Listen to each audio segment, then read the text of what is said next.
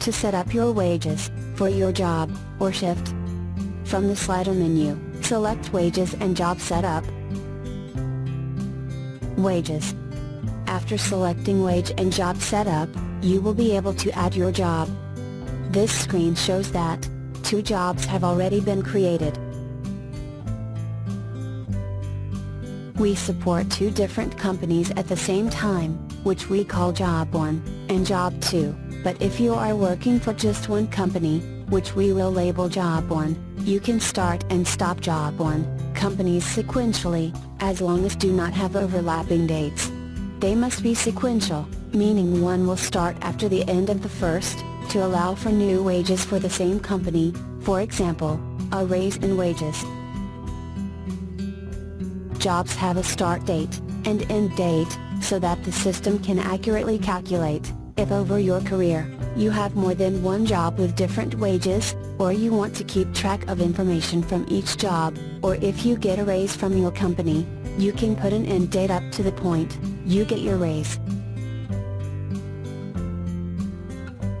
Then create a new job, selecting the plus sign for the same company, for example, Job 1, with a new name and start date, but no end date, until such time you get a new wage, or start with a new company.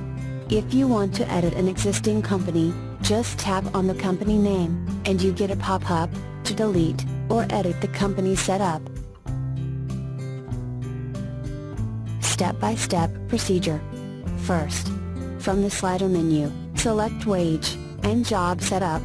Then, select the plus sign in the upper right corner of the page to add a new job. Then, enter the following information: name of the company you work for, as Job 1. Enter the date you started this job, by tapping Change, or leaving the current date.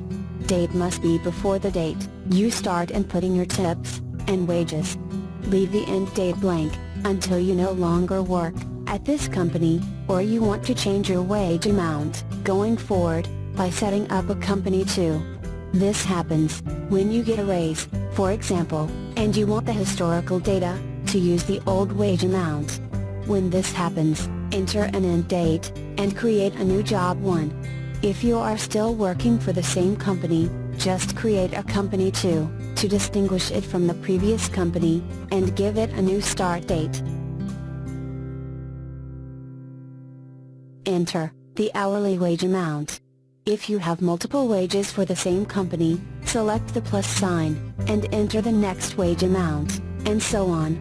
You can see here, we have created 3 different wages for the same company. Enter the default hours.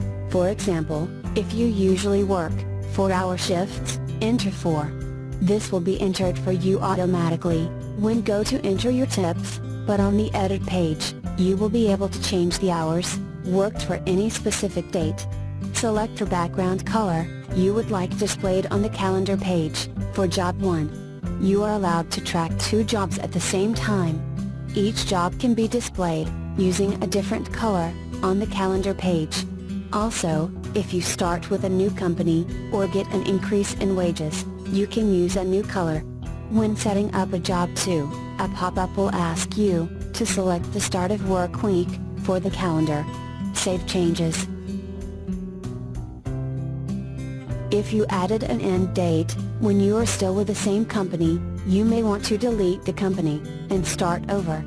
On the edit page, you will be able to select the wage that applies for each job,